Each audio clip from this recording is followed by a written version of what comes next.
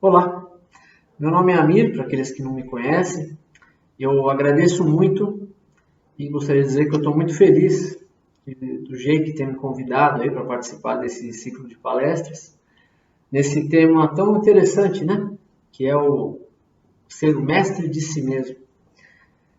E um conceito aí que me coube aí discutir, me coube conversar um pouquinho com os amigos, foi o auto-perdão. Auto-perdão. Alguém deve estar pensando assim, mas o meu erro é muito grave. Meu erro é grave demais. Aquele erro que me fustiga a alma desde lá de trás, do passado. É muito grave. Como é que você quer que eu me perdoe? E aí eu te pergunto, você tinha a maturidade espiritual que tem hoje? Alguns erros que a gente cometeu no passado, a gente julga, né? Faz um auto-julgamento de maneira muito cruel. Como se a gente lá no passado, na época do erro, tivesse a consciência espiritual, o conhecimento espiritual, a consciência moral que a gente tem hoje. Não estou dizendo com isso que a gente seja um super elevado, não é nada disso. Né? A gente ainda está encaminhado, a gente tem muito a caminhar ainda. Mas a gente já melhorou muito. Né? De modo que julgar aquele erro lá do passado, que às vezes nos machuca a alma, que a gente não consegue às vezes se perdoar, com base na consciência que a gente tem hoje, é um grande erro. Não teria como ser absolvido. A gente julgar um erro do passado com a consciência que a gente tem hoje. Isso seria uma coisa meio anacrônica. Né? A gente pegar, seria uma coisa semelhante, aí transportando um pouco para o direito, julgar um crime cometido na Idade Média com base numa lei de 2020. Né? Seria um grande erro. Né? Você tem coisas que eram consideradas normais na época, hoje seriam consideradas crimes hediondos. Então não teria como ser absolvido. Né? Se a gente se julgasse, né, o ato lá de trás com a consciência que a gente tem hoje. O conceito do auto-perdão, tem muita gente que às vezes questiona isso, né? Fala assim, que história é essa de auto-perdão? Né? Que história é essa de auto-perdão? Eu não tenho o poder de me perdoar. Quem tem o poder de me perdoar é Deus. É verdade. Quem tem o poder de perdoar é Deus. Mas quando a gente fala em auto-perdão, a gente está falando de um relacionamento entre nós e a nossa consciência. Não tem a ver com o ato em si, ou com as consequências do ato em si. Né? Ou seja, quando a gente fala acha que auto-perdão quer dizer zerar aquilo que a gente fez de erro, isso na verdade é um erro. Né? Porque para zerar aquele erro que a gente fez, tem aqueles 3 estágios que estão na codificação espírita, que é o arrependimento, né? A gente tem que se arrepender pelo ato, tem que expiar, se for o caso, as faltas dele, expiar as consequências, né? Ganhar a lei de retorno, né? que seria a consequência daquilo, e a reparação. Mas o auto-perdão, ele tem a ver com a maneira que a gente lida com o que a gente chama de culpa. Porque se a gente fica preso na culpa, a gente não consegue caminhar. Não é produtivo a gente ficar preso na culpa por um ato que a gente cometeu lá atrás. A gente tem que confiar que Deus, em sua misericórdia, vai permitir que a gente faça esses 3 estágios do arrependimento, da expiação e da reparação, mas que eles não precisarão ser necessariamente tão duros quanto a gente acha. Por quê, Amir? Você está dizendo que a lei de causa e efeito pode deixar de agir? Não. Eu estou dizendo que os efeitos podem ser suavizados pela nossa conduta de agora. Pela nossa conduta de agora. Ou seja, se eu me disponho a agir diferente, se eu abro mão verdadeiramente, honestamente, daquele erro que me fez cometer aquilo, eu me disponho a agir de maneira completamente diferente daquele erro, A minha expiação pode ser muito, muito, muito suavizada. Ela, em alguns casos, ela pode ser integralmente trocada por trabalho. Né? Tem casos aí que a gente vê na literatura espírita, que a pessoa cometeu uma falta, né? Uma falta ali considerada grave, mas que a sua conduta em reparar junto àquele para o qual ela fez mal, a conduta, ela pode suavizar enormemente as expiações, as consequências disso. E aí alguém pode estar pensando, mas a pessoa contra a qual eu errei, e portanto eu não me perdoo, ela não quer nem conversar comigo. Tá bom. Se ela não quer conversar com você, faça o bem para outro. Esse mesmo bem que você faria para ela, você pode fazer para outro. O bem é o bem, ainda com endereços diferentes. O bem é o bem. O mérito é o mérito. Mas a pessoa que eu fiz o mal, que eu não me perdoo, ela já desencarnou, então eu não tenho como fazer o bem para ela. Tem. Lógico que tem. Primeiro, você pode fazer uma prece por ela. Segundo, você pode fazer o bem para as pessoas que ela ama. Teve um caso até que o Chico Xavier, ele conta ali que uma pessoa, né, uma família ali, teve a filha libertada de uma grave obsessão, porque começou a fazer um trabalho de alfabetização num presídio, de maneira voluntária. E aí o que aconteceu? As mães desencarnadas daqueles filhos que estavam no presídio, presos, percebendo o bem que aquele casal, ao alfabetizar seus filhos, estava fazendo, quiseram saber ali no plano espiritual o que elas poderiam fazer de bom para aquela família. E foram até a residência deles. E perceberam que a filhinha, que era criança, tinha uma grave obsessão. Esses espíritos que obsidiavam a menininha foram afastados por um grupo de mães daqueles presos que eram beneficiados pela caridade dos pais da menina obsidiada. Então, o bem não tem endereço fixo. Ele pode ser disseminado e ele vai zerando as nossas faltas, ele vai nos trazendo méritos, ele vai se contrapondo ao mal que a gente já produziu. E a misericórdia divina permite que a lei de causa e efeito seja um pouco suavizada nesse caso.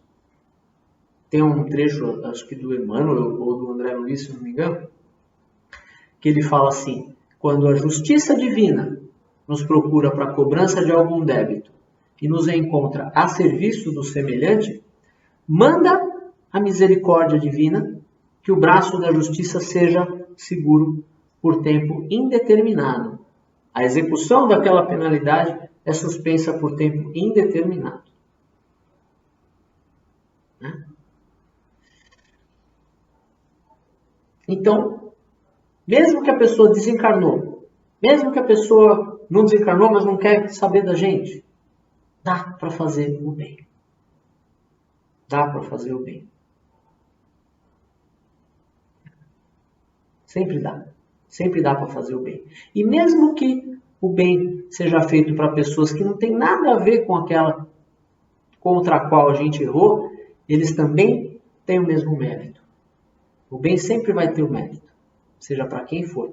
Né? Se aquela pessoa não pode receber a nossa reparação, que nós façamos o bem para outra. E aí possamos nos perdoar, possamos lidar melhor com as nossas culpas. Tem um outro conceito também, que é o seguinte: muita gente, quando pensa no auto-perdão, entende que tem dificuldade de se perdoar. Né? Consegue perdoar às vezes até os outros, mas tem uma certa dificuldade de se perdoar. E aí No Evangelho tem alguns exemplos que a gente vê que assim, eles nos mostram como algumas pessoas ali, de maneira às vezes até um pouco velada, foram curadas do que a gente chama de culpa, né, de pecado, né, de ter aquela culpa dentro da alma que não permite às vezes que a gente se perdoe. Uma delas foi a mulher adúltera. Uma delas foi a mulher adúltera. Conta nos evangelhos ali que Jesus estava passando ali e as pessoas ali queriam apedrejar ali, né? Estavam querendo apedrejar uma mulher que tinha sido surpreendida em adultério. E aí eles perguntam para Jesus, o que você acha disso? E ele começa a escrever na areia. E aí ele não fala apedreje ou não apedreje. Ele dá aquela resposta sempre sábia que ele dá. Ele fala, aquele de vocês que estiver sem pecado, que atire a primeira pedra. E aí eles começam a largar as pedras ali e vão embora. Os mais velhos primeiro. Até aí a gente não está falando de auto-perdão. Mas a gente começa a falar de auto-perdão a partir desse trecho.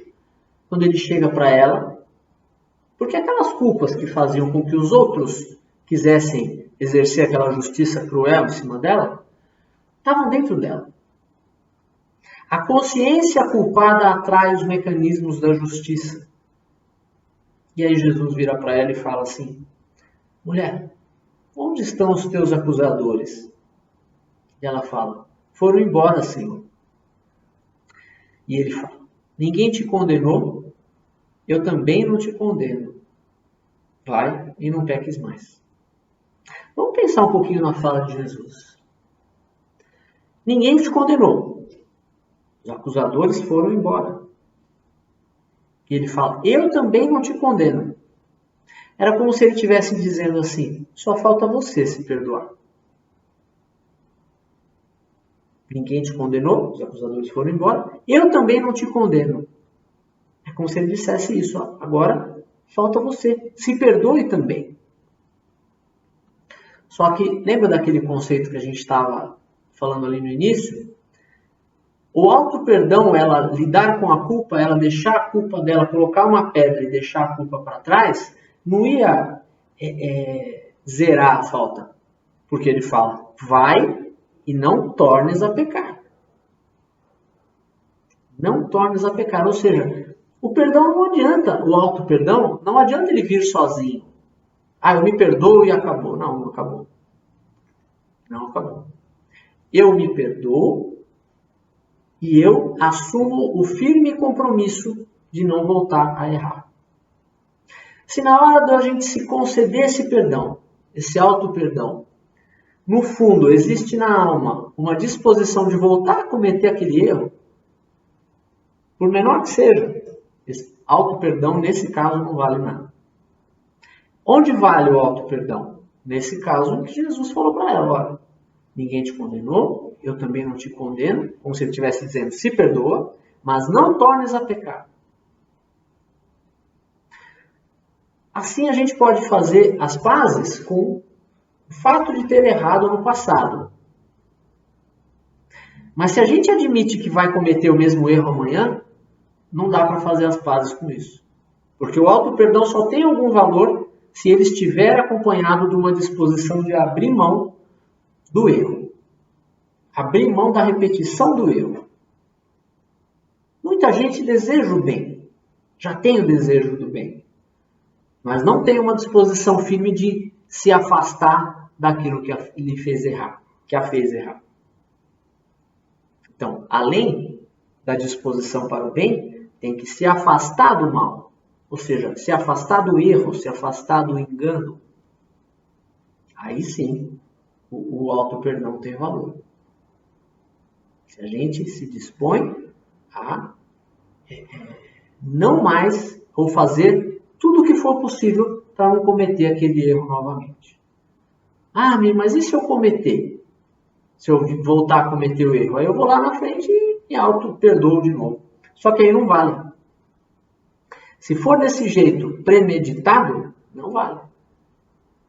Se a gente já no momento agora do auto-perdão, esse momento em que a gente quer fazer as pazes com a nossa própria consciência, quer deixar para trás as nossas culpas, a gente admite que possa vir cometer aquele erro no futuro, aí já não tem o mesmo valor. O valor já é relativo. Agora, se a gente fala assim, não, eu cansei do mal, eu cansei do erro, eu quero realmente não voltar a errar, aí esse auto-perdão tem valor. Talvez venha daí uma certa confusão que a gente vê nesse conceito de auto-perdão, que as pessoas não lhe dão o devido valor. É o auto-perdão com a disposição de não voltar a errar. Tem caso ali no Evangelho que Jesus cura a pessoa e fala assim, vai e não tornes a pecar para que não te aconteça coisa pior. Ou seja, ele não está revogando a lei de causa e efeito. Ele está dizendo para a pessoa, olha, você continua sujeito à lei de causa e efeito. Então, a condição indispensável do auto-perdão é ter a disposição firme, honesta com você mesmo, com a tua consciência, de não voltar a errar. Isso é necessário para a validade do auto-perdão. E a gente tem que pensar uma outra coisa, né? Eu me amo o suficiente para me perdoar? Porque eu tenho que me amar para me perdoar. Lembra de Jesus? Que a gente estava falando agora há pouco? Ama a teu próximo, ama a Deus sobre todas as coisas, ama o teu próximo como a ti mesmo. Então não é para amar os outros e fazer uma exceção com você mesmo. Se eu amo todo mundo e faço uma exceção comigo, ou seja, eu não me amo, alguma coisa está errada com esse amar a todos. Na verdade, é um amor meio falacioso, né? Esse que é amor que eu falo, eu amo todo mundo, menos a mim. Isso é uma falácia, né? Não dá para... Não é o amor verdadeiro. Esse amor que vale para todo mundo, menos para mim mesmo. Isso não é o amor verdadeiro. O amor verdadeiro, ele é multidirecional. Ele não escolhe. Ou o amor é para todos, inclusive para nós, ou a gente não está falando de ensinamento do Cristo. O amor tem que ser para todos. E eu me amo o suficiente para me amar? Desculpa. Eu me amo o suficiente para me perdoar? Eu não me amo. Se alguém responder, né? Eu não me amo. Bom, se eu não me amo, por que eu não me amo? É porque eu me sinto não merecedor de algumas coisas, né? Eu me sinto que eu tenho muitos erros, eu sou uma criatura que erra muito. Quando a pessoa se sente assim, uma coisa que às vezes pode acontecer, pode ter causado isso, é que alguns erros do passado que a gente não se lembra, ficam tão marcados na nossa consciência que a culpa decorrente deles na nossa consciência atravessa encarnações. Atravessa as encarnações. Só que o que acontece? Se fosse para a gente se lembrar das culpas de todas as nossas existências, não teria o esquecimento do passado. Deus nos coloca numa nova encarnação com o esquecimento do passado, ou seja, põe uma pedra nas tuas culpas do passado, para que você possa se perdoar, ou seja, não fique preso à culpa. Não fique preso às culpas. Quando a gente fica preso na culpa, a gente ficou preso no passado. E isso nos impede de caminhar. Alguns palestrantes dizem que isso é caminhar dirigir olhando no retrovisor. É verdade. Quando você se fixa na culpa do passado, seja consciente desta encarnação ou inconsciente de uma encarnação pretérita, na verdade a gente está preso no passado. Não está se permitindo caminhar, ou pelo menos não está se permitindo desenvolver a velocidade que poderia ser desenvolvida. E se Deus te coloca numa nova encarnação com o esquecimento do passado, é porque Ele está dizendo, olha, põe uma pedra nas tuas culpas. Põe uma pedra nas tuas culpas e deixa isso para trás. Olha daqui para frente. É daqui para frente que você pode caminhar. Ai, mas e se as minhas faltas do passado forem tão graves? Eu fico com medo disso. Eu sinto uma culpa inconsciente, eu sinto que eu não sou merecedor, alguém poderia dizer, né? E aí, se essa pessoa estivesse nos dizendo isso, nós poderíamos responder: confia na justiça divina, então. Poxa, amigo, eu estou dizendo que eu tenho medo e aí você me fala para confiar na justiça divina? É, para confiar na justiça divina. Mas lá na doutrina espírita fala que a justiça divina não deixa escapar nada. Ou seja, não tem como eu escapar. É verdade. Não tem como escapar daquela tríade, né? Arrependimento, expiação, reparação. Mas também não tem como escapar da misericórdia. Não tem como escapar da misericórdia que sempre acompanha a justiça divina. Justiça divina não vem desacompanhada da misericórdia. Não vem. Sempre virá acompanhada da misericórdia. Tanto que você vai ler lá no livro dos Espíritos, onde tem lá as leis, ele não fala lei de justiça.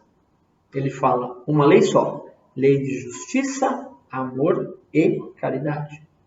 As três sempre vêm juntas. Então, se a justiça divina não deixa escapar nada, o amor e a caridade também não deixam escapar nada. Ou seja, o amor e a caridade são para todos. Os mecanismos da caridade estão na própria lei. Só isso já dá uma paz na alma que faz com que a gente possa se perdoar, possa esquecer as nossas culpas do passado. Né? Então, assim, se a pessoa quer se perdoar, pode rever o fato do passado, ali, pode refletir sobre o fato do passado, mas sem crueldade com você. Faça isso de maneira amorosa. O mesmo amor que você dedicaria para uma pessoa que vem te confessar um erro, te contar um erro, dedique a você. Examina o teu ato delituoso do passado sem a culpa decorrente dele.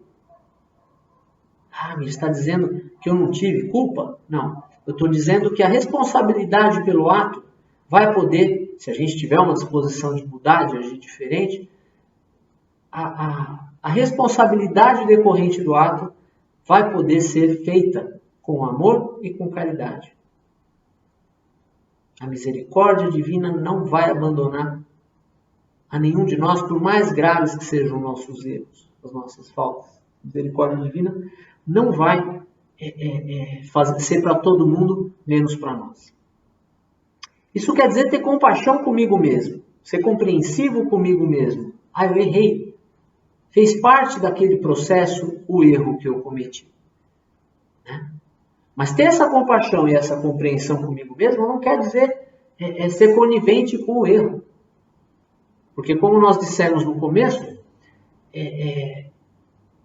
a compaixão e a compreensão que eu tenho comigo em relação aos erros que eu já cometi só tem algum valor se eu tiver a firme disposição de não errar mais. De não errar mais. Mas quer dizer que eu tenho que me julgar infalível? Não, pelo contrário. Nós não somos infalíveis, estamos muito longe ainda disso. Né? Não quer dizer que a gente tenha que se supor infalível, mas que neste momento em que a gente toma essa resolução, a gente tem que ser 100% honesto nesse propósito de não errar mais. Se houver desonestidade nesse momento do auto-perdão, ou seja, eu vou me perdoar e depois eu erro de novo, e aí me perdoo de novo, isso é bobagem. Como fala no Evangelho de Jesus em relação aos apóstolos, ele conhecia a todos por dentro. Ele conhecia a todos por dentro. E você também se conhece por dentro. Se a gente não está sendo honesto no momento do auto-perdão e a gente está eu posso vir a errar amanhã de novo, né? Posso cometer o mesmo erro de novo. Se a gente não está sendo honesto nesse momento, né, e está fazendo uma disposição falsa de não querer errar mais, a nossa consciência sabe disso. E onde está escrita a lei de Deus? Na consciência. Na consciência. Então é a gente cada dia dar um passinho desse, cada dia errar menos, cada dia ficar menos preso nas culpas do passado e caminhar para frente no sentido do bem, no sentido de fazer o máximo possível para acertar com honestidade, de corpo e alma, né? Colocar a alma no teu processo evolutivo. Se coloque à frente, seja o mestre de si mesmo, né? Como vocês colocaram. E alguém pode falar assim, mas isso vai demorar demais, né? Nossa, eu tenho tanto erro, eu tenho tanta coisa. Pode demorar. Pode demorar. Mas a felicidade é uma construção que demora mesmo. Ela demora, mas ela é para sempre. A felicidade do espírito puro é para sempre. Por isso ela demora. Como tem numa dos livros do Emmanuel, ele fala assim, o tempo não respeita as construções que não ajudou a fazer. Ou seja, tudo que não levou tempo para ser feito, também não vai resistir ao tempo depois. O tempo não respeita as edificações que não ajudou a fazer. Então a casa que você ergue em um dia, ela também vai cair rápido. Aquelas construções que você leva um tempão para fazer, vão durar mais. Por que eu digo isso? Porque tem um outro trecho também, Humberto de Campos, se eu não me engano, quando ele fala o seguinte.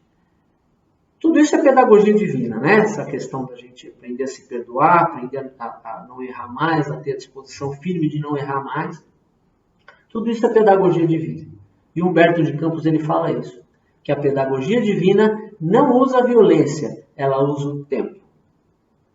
Ela usa o tempo e a experiência. Se ela usa o tempo e a experiência, olha o teu passado como experiência e não como decepção. Mesmo que ele seja recheado de erros. O erro faz parte do processo de aprendizado. O que não faz parte é ser conivente com o próprio erro, no sentido de, eu vou errar de novo, e daí? Não. Tem que ter a firme disposição de acertar. Mas o erro que já foi, deixa ele para trás. Põe uma pedra e segue em frente. Faz de conta que já é uma outra encarnação. Então a gente tem que se perdoar, mas abrir mão do equívoco. Desse equívoco que nos levou a errar. Né? Por que abrir mão? Porque às vezes a gente se apega à culpa. A gente é tão cruel com a gente mesmo que a gente se apega à culpa. E isso é guardar lixo dentro da alma. Se apegar à própria culpa. É crueldade. É uma justiça que não tem a misericórdia que a justiça divina tem. É uma justiça própria, nossa, do ego. Quando a gente não se perdoa e fica se martelando, se fustigando com culpas, a gente está usando uma espécie de justiça cruel. E essa justiça, se ela é cruel, ela não é no mesmo sentido da justiça divina. Porque a justiça divina tem misericórdia. Então, quando a gente age com uma justiça cruel com a gente mesmo, não é a justiça divina. Pode ser uma espécie de justiça própria. Justiça do ego nosso mesmo em cima da gente, cruelmente. Tem vezes, assim, tem casos, inclusive, que a justiça divina já se encontra satisfeita, que a pessoa errou, ela se arrependeu, ela já reparou aquilo e tudo, o ato já está reparado, a justiça divina olharia para aquela pessoa e diria, não, ele está quite com as faltas dele. Mas a pessoa se apegou à culpa de uma tal maneira que ela continua se sentindo não merecedora de coisas boas. E isso é uma ilusão do ego, porque a justiça divina já estava feita. Então ela está se iludindo de que ela continua culpada. E ela só está culpada dentro da consciência dela. É uma crueldade, uma espécie de justiça própria. Né? E tem vários exemplos, né? A gente falou esse exemplo da mulher adúltera. Tem outros exemplos, né, que o Evangelho nos mostra, que são bem legais de a gente ver. Um que eu gosto muito é o exemplo de Simão Pedro.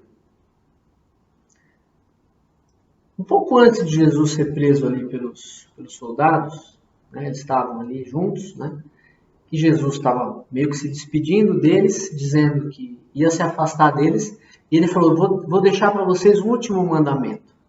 Né? Amem-se uns aos outros como eu vos amei. Uma coisa nesse sentido.